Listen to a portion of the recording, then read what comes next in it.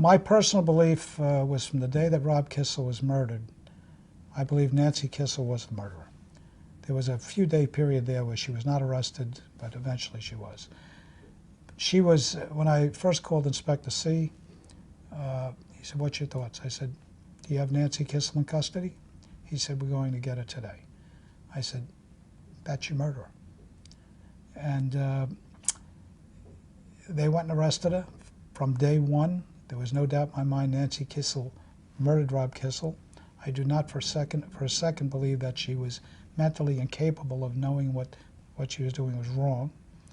And I think that Nancy Kissel had a motive of passion as well as financial to conduct this crime. The jury system in Hong Kong, I find it is probably a much better jury system than we have here in the States. It's comprised of 7 people. You only need 5 to convict. And there are no theatrics that you see here in the United States. So you have the judge, as we call the judge on the left, the jury off straight in front of you. You're not having to look to the left and right. You're talking straight to the jury. Nancy Kissel was in a box behind her attorneys. She was not restrained, but she was in a box behind her attorneys, sitting down. But what got to me, or what I was amazed about, was the transformation of Nancy Kissel from this stunning, blonde, fashionable woman to somebody who had taken on Asian features. Her hair had turned completely black. She had lost weight, but it seemed like she was actually trying to appeal to the jury as not being of American descent. And that's what struck me the most. I actually did a double take when I went into the courtroom because I couldn't believe it was the same person. But it was. The first jury was out for a number of hours, but keep in mind you need 5 to convict over there. It was unanimous, and it was a mix of male and female jurors. So they couldn't really appeal to either gender.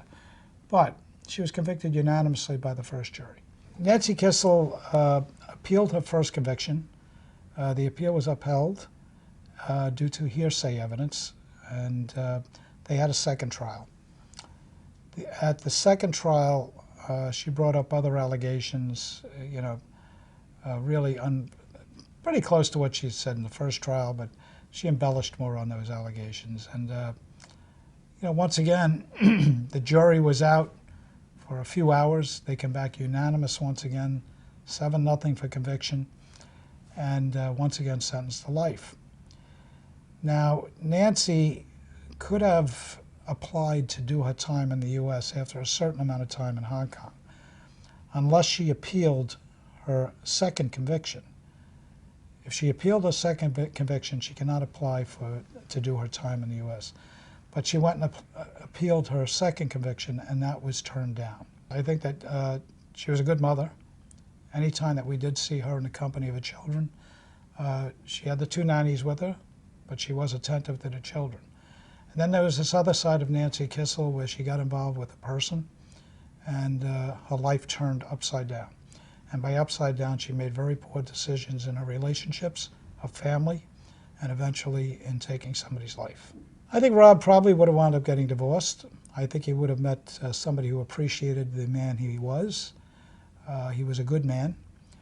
I firmly believe that Rob probably would have been in his early 50s, mid-50s right now. I think he would be a leader in the financial industry, somebody that would be internationally known. I think he had that potential. It was a slaughterhouse. It's a complete bloodbath. Was the troubled teen to blame? An unstable foster child snapped.